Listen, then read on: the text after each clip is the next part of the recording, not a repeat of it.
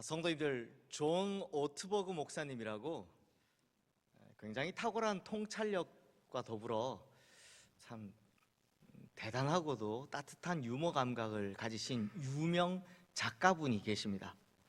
이분이 쓰신 Who is this man? 우리말 제목으로는 예수는 누구인가? 라는 책이 있는데요, 이 책의 대략의 내용을 보면 예수라는 한 젊은이가 세계 중심도 아닌 저 중동 지역의 어느 좁은 지역에서 거의 무명으로, 그것도 고작 3년간 공생애를 지냈을 뿐인데, 그런 사람이 2000년이 지난 지금까지도 전 세계 많은 사람들에게 큰 영향을 끼치고 있다라는 내용입니다. 그러니까 어떻게 그럴 수 있을까요? 이 책의 목차들만 봐도 그 이유를 어느 정도 알 수 있는데요, 목차가 15개인데 그 중에서 몇 개만 제가 한번 읽어드리겠습니다. 품이라고는 없는 인생을 살았던 고귀한 사람, 사랑 때문에 분노한 이율배반적인 긍휼의 사람, 스스로 노예의 수건을 두른 윗사람, 황제 세계를 허문 식민지인, 결혼에 신성을 부여한 독신남, 무덤과 사망과 지옥 속에 누운 하나님의 아들. 보시면 이 제목들이 굉장히 역설적이죠. 개인적으로 제가 제일 재밌다고 생각하는 제목은 결혼의 신성을 부여한 독신남, 이거 같습니다. 실제로 이 책에 나오는 나머지 제목들도 다 역설적인 표현들이라서 참 재밌는데요, 그래서 이 책의 15가지의 목차만 봐도 예수님이 누구신지, 예수님은 어떤 분이신지를 어느 정도 잘 정리할 수 있습니다. 자, 그렇다면 성도님들, 오늘 본문이 말하는 예수님은 어떤 분이실까요? 특히나 요한복음을 쓴 요한과 요한 공동체가 오늘 본문에서 꼭 말하고 싶었던, 증언하고 있는 예수님은 어떤 분이실까요? 오늘은 두 가지를 한번 살펴보려 하는데요, 먼저 3절 4절 말씀 함께 읽어보겠습니다. 유다가 군대와 대제사장들과 바리새인들에게서 얻은 아랫사람들을 데리고 등과 횃불과 무기를 가지고 그리로 오는지라. 예수께서 그 당할 일을 다 아시고 나아가 이르시되 너희가 누구를 찾느냐. 자, 이 말씀에 보면 예수님께서는 자신이 당할 일을, 앞으로 당하게 될 일을 아셨다고 합니까? 모르셨다고 합니까? 아셨다. 그것도 어떻게 아셨다고요? 다 아시고 다 아셨다라는 겁니다. 즉 예수님께서는 자신이 앞으로 어떤 일을 당할지, 자신이 당하게 될 일을 이미 다 알고 계셨다라는 겁니다. 그러므로 여기서 예수님은 누구신가를 대답하자면 한마디로 예수님께서는 모든 것을 다 아시는 분이시다 라는 겁니다. 좀 고급스러운 말로 하면 예수님은 전지하신 분이시다라는 겁니다. 성도님들, 예수님께게 십자가 고난은 그냥 어느 날 우연히 일어난 그런 사건이 아닙니다. 어쩔 수 없이 몰려가서 그렇게 당한 사건이 아닙니다. 예수님에게 십자가는요, 창세전부터 하나님께서 예비하신 구원 계획이라는 걸 알고 계셨고, 거기에 있어서 본인이 피할 수 없는 여정이란 걸 명확하게 인지하고 계셨다, 알고 계셨다라는 겁니다. 그런데요 성도님들, 사실 예수님의 이런 신적 전지성, 다 하신다라는 거, 이건 요한복음에서 내내 일관성 있게 계속해서 증언하고 있던 사실입니다. 예를 들어 볼까요? 예수님께서 나다나엘을 제자로 부르시던 장면 기억하시죠? 친구였던 빌립이 예수님을 만나고 너무 감동을 받은 겁니다. 그래서 나다나엘에게 가서 예수님에 대해서 막 전하니까 나다나엘이 뭐라고 합니까? 야, 나사렛에서 무슨 선한 것이 날 수 있느냐 하고 곧바로 쏘아붙입니다. 그렇게 말싸움으로는 빌립이 나다나엘에게요, 아예 게임이 안 되니까, 도저히 이기질 못하니까 어떻게 하느냐, 그냥 나다나엘 손 붙들고 예수님께 데려가서 직접 만나게 해버리는 겁니다. 그런데 그때 예수님께서 나다나엘을 딱 보자마자 뭐라고 하시느냐? 이는 참으로 이스라엘 사람이라 그 속에 간사한 것이 없도다.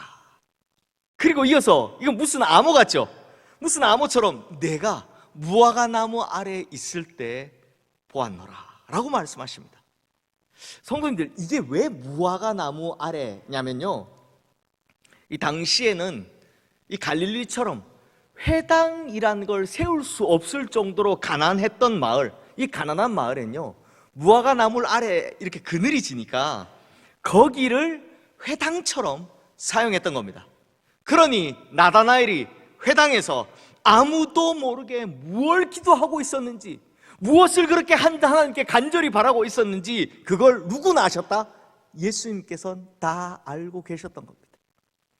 즉 예수님께서 나다나엘의 내면이 얼마나 선한지, 그리고 그 속에 무엇을 품고 있는지 그 내면을 이미 다 훤하게 꿰뚫어 보고 계시다라는 겁니다. 그러니 마치 둘만 아는 암호처럼 내가 너를 무화과 나무 아래 있을 때 보았노라, 이 말 한마디에 나다나엘이 그냥 예수님의 제자로 확 돌아서는 겁니다. 또 사마리아의 수가성 여인도 그렇습니다. 예수님께서 처음 본 수가성 우물가 여인 아닙니까? 그런데 이 여인이 원래 남편이 5이 있었는지 그거 어떻게 알았습니까? 전지하신 분이시니까요. 다 아시는 분이시니까요. 그렇게 너의 남편 데려와라 라고 하니까 그때까지 유대인이라면 하여튼 진절머리가 나고, 그리고 남자라면 무조건 경계하는 이 사마리아 여인이요 쌀쌀맞게 굴다가 이 이야기를 딱 듣고 나니 갑자기 주여 내가 보니 선지자로소이다 라면서 이렇게 태도가 변하는 모습을 볼 수 있습니다. 그러니까 요한복음은 예수님께서는 모든 것을 다 아시는 전지하신 하나님이시라는 걸, 그 암시를 우리에게 계속해서 주고 있었던 겁니다. 자, 그렇다면 성도님들, 우리가 믿고 모시고 따르는 예수님이 전지하신 분, 모든 것을 다 아시는 분이시라는 것이 우리에게 어떤 의미가 있을까요? 우리에게는 요즘 보면 이 어딜 가나 CCTV가 다 있죠. 그런데 예수님께서는 그런 기계의 도움 없이도 우리의 모든 것을 다 꿰뚫어 보시는 분이시다라는 겁니다. 그러니 우리의 어떤 것도 주님 앞에 숨길 것이 없다, 숨길 수가 없다라는 겁니다. 그래서요 칼빈을 위시한 종교개혁자들이 주님 앞에 숨길 것이 없다라는 걸 깨닫고 나서 자신들의 삶의 방식을 이 한마디로 고백을 했습니다. 바로 코람 데오. 데오가 하나님이니까 우리말로 하면 하나님 앞에서입니다. 즉 하나님께서 내 모든 것을 다 알고 계시다는 걸 늘 기억함으로 내가 하나님 앞에서 부끄러움 없이 살겠다, 하나님 앞에서 늘 사는 모습으로 그렇게 부끄러움 없이 살겠다라고 고백한 겁니다. 성도님들, 제가 얼마 전에요 이 근처에서 담임 목회를 하고 있는 1살 아래 동생인 목사님과 오랜만에 무슨 일이 있어서 카톡을 좀 하게 됐습니다. 근데 이 목사님이 성품이 정말 선하시거든요. 그래서 뭐 이런저런 이야기를 하다가 제가 이게 느껴지니까, 참 이 친구 참 착하다라는 게 느껴지니까 제가 고맙다, 너처럼 선한 사람이 없는 것 같다 라고 했더니 이 목사님이 이렇게 대답을 하는 겁니다. 형님, 사실 겉만 선해 보이지 제 속은 늘 시커매서 고민입니다. 그래서 제가 그랬어요. 그걸 아는 당신이 사도 바울 같은 사람이요. 아니라고 막 거기 손사래를 치길래 제가 확실하게 이렇게 이야기해 줬습니다. 사람들은 다들 자기가 선하다라고 하면서 하는 거 보면 앞뒤가 다른데 그대는 선하게 행동하면서도 스스로를 악하다고 하니 그대야말로 사도 바울 같은 사람 아니에요. 자, 그렇다면 성도님들, 예수 그리스도의 전지하심이 나에게는 어떻게 다가옵니까? 어떻게 보면 참 두려운 게 사실입니다. 내 모든 것을 다 아시는 주님 앞에 내가 섰을 때 과연 나는 점수로 치면 몇 점이나 받을 수 있을까요? 저 역시요, 주님 앞에 서면이라고 생각해 보면요, 점수는커녕 그냥 혼날 게 너무 많은 것 같습니다. 점수 몇 점일까요? 점수는커녕 그냥 혼부터 날 것 같습니다. 하지만 또 다르게 생각하면 정말로 놀라운 위로가 아닐 수 없습니다. 세상 모든 사람이 내 고통을, 내 억울함을, 내 슬픔을, 내 가슴앓이를 몰라준다 하더라도 정확하고 공평하게 알고 계신 주님이 계시다는 것, 주님만큼은 정확하게 알고 계시다는 것이 이 얼마나 놀라운 위로요, 기쁨입니까? 아주 정확하게 객관적으로 모든 것을 다 알고 계시니 주님 앞에서만큼은 더 이상 억울한 게 없으니까. 그러므로 성도님들, 우리가 한순간도 잊지 말아야 할 것은 우리는 우리의 모든 것을 빠짐없이 알고 계시는 예수 그리스도 앞에 살고 있다는 겁니다. 그러므로 이 사실을 기억하셔서요, 꼭 기억하며 사셔서 두려워함으로 죄에서는 멀어지고 힘들고 어려울 때는 큰 위로를 받으시는 은혜가 있으시기를 주님의 이름으로 축원합니다. 두 번째로 오늘 본문 4절 말씀 다시 보시면 예수님께서는 자신을 잡으러 온 군인들에게 너희가 누구를 찾느냐 라고 물으십니다. 그때 군인들이 뭐라고 대답합니까? 5절 말씀 보십시오. 우리 함께 읽어보겠습니다. 대답하되 나사렛 예수라 하거늘 이르시되 내가 그니라 하시니라. 그를 파는 유다도 그들과 함께 섰더라. 자, 그리고 이어지는 반응이 무엇입니까? 6절 말씀도 우리 함께 읽어보겠습니다. 예수께서 그들에게 내가 그니라 하실 때 그들이 물러가서 땅에 엎드러지는지라. 근데 성도님들, 생각해보면 이거 좀 이상하지 않습니까? 자, 지금 군인들은 죄인을 잡으러 온 겁니다. 죄인을 포박하러 온 겁니다. 그런데 예수님께서 내가 그니라 라고 말씀하시니까 어떻게 한다고요? 물러가서 땅에 엎드러지더라. 이건요, 평범한 반응이 아닙니다. 우리가 보통 예측할 수 있는 반응은 어떤 겁니까? 만약에 제가 뭔 죄를 지었다 칩시다. 제가 지어서 경찰이 저를 잡으러 왔는데 혹시 김영일 씨 되십니까? 제가 대답하겠죠. 예, 전데요. 이러면 그냥 보통 어떻게 합니까? 곧바로 수갑을 꺼내서 탁 치우면서 뭐라 그럽니까? 영화 같은 데 보면 나오잖아요. 당신은 묵비권을 행사할 권리가 있고 당신이 하는 말은 당신에게 몰라 불라 뭐 이렇게. 아니, 미란다 고지를 하잖아요. 그러니까 우리가 예상하면 군인들이 네가 나사렛 예수냐? 그러면 우리와 함께 좀 가야 되겠다라고 하면서 당장에 예수님을 체포해야 되는데, 포박해야 되는데 뭐 어떻게 됐다고요? 당신이 나사렛 예수요? 그래, 나다 라고 하니까 그들이 물러가 땅에 엎드러졌다라고 합니다. 이 생각해보면 이게 진짜 이상하지 않습니까? 그럼 성도님들, 대체 이게 어떻게 된 일일까요? 자, 이것이 바로 신적 존재에 대한 인간의 반응입니다. 어려운 말이죠. 쉬운 말로 하면 이것이 바로 하나님을 만난 인간의 반응이더라 라는 겁니다. 즉, 하나님 앞에 서니까 놀라서 뒤로 물러나 엎드러졌다라는 겁니다. 근데 성도님들, 여기서 중요한 것은 예수님께서 자신이 누구인지를 밝히시면서 하신 말씀입니다. 5절 말씀 다시 한번 보십시오. 뭐라고 하셨습니까? 내가 그니라. 내가 그니라. 그런데요, 이거 헬라어 원문으로 보면 이 말이 무슨 말이냐? 요한복음에서 예수님의 신성을 강조하기 위해서 계속해서 사용된 말, 바로 에고 에이미입니다. 그러니까 내가 그니라 라고 번역되어 있지만 우리말로 정확히 번역하면 나는 나다 입니다. 에고 에이미, 나는 나다. 그러면 성도님들, 이 나는 나다, 이거 어디서 많이 들어보지 않으셨습니까? 나는 나다. 자, 출애굽기에서요, 나에게 이스라엘 백성들을 애굽에서 인도하라고 명하신 당신 도대체 누구십니까? 라는 모세의 물음에 처음으로 계시된 하나님의 자기 선언이 바로 나는 스스로 있는 자니라 입니다. 다들 아시죠? 나는 스스로 있는 자니라. 그런데요, 이게 우리말 번역에는 나는 스스로 있는 자니라 라고 되어 있지만 이걸 원문 그대로 번역하면 나는 나다 입니다. I am who I am. 나는 나다.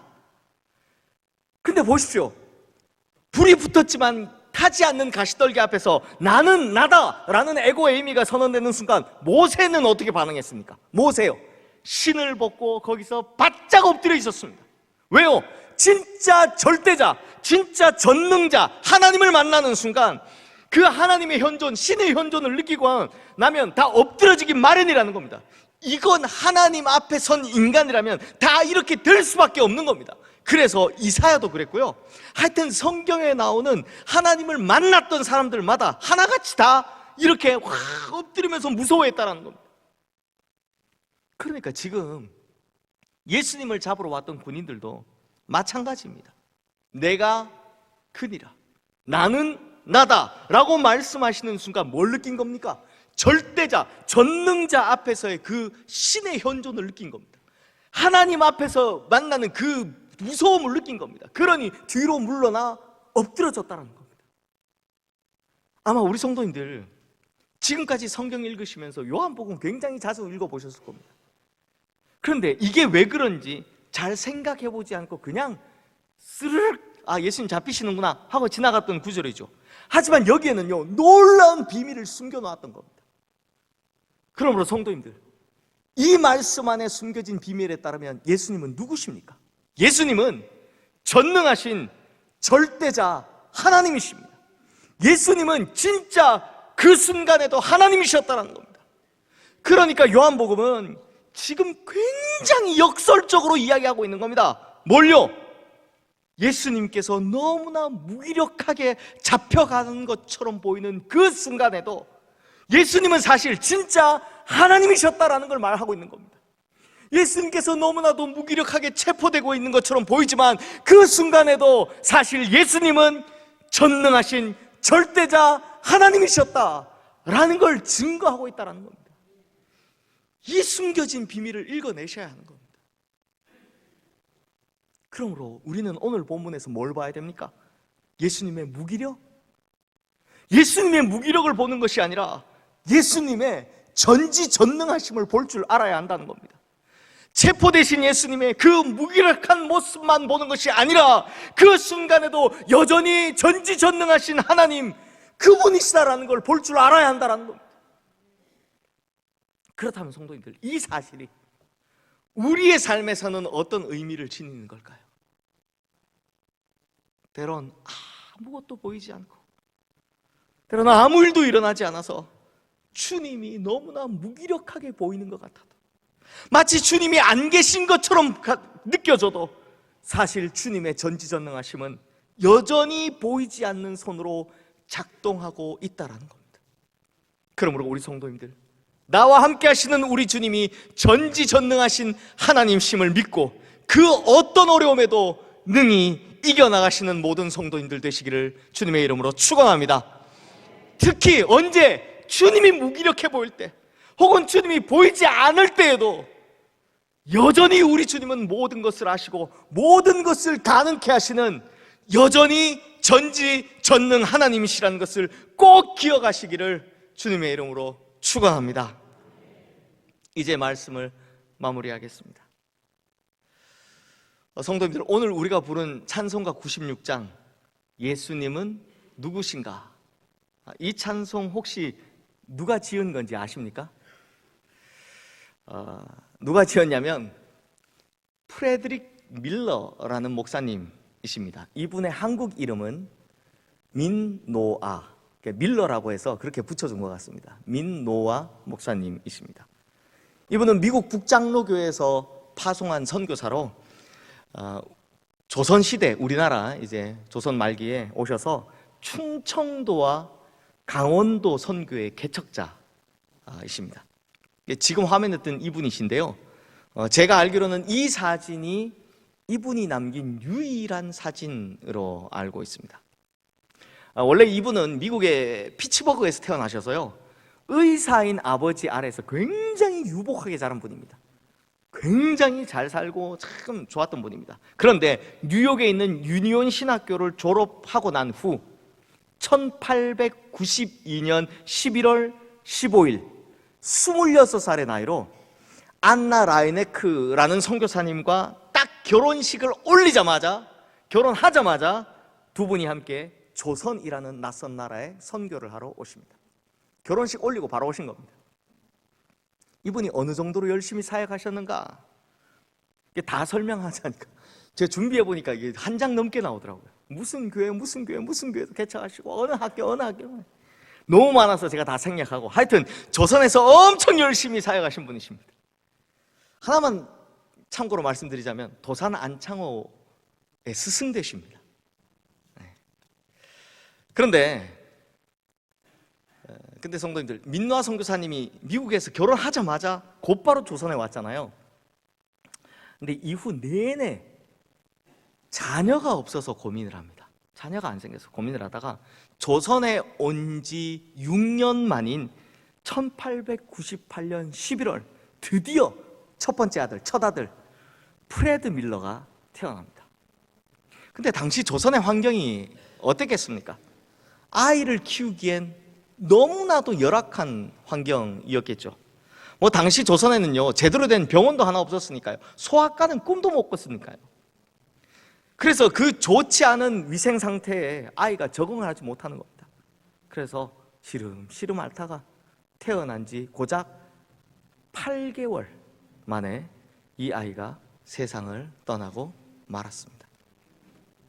6년 만에 겨우 얻은 아들을 8개월 만에 떠나보냈을 때 스스로 선교사로 자청해서 이 조선에 온 두 부모의 마음이 어땠겠습니까?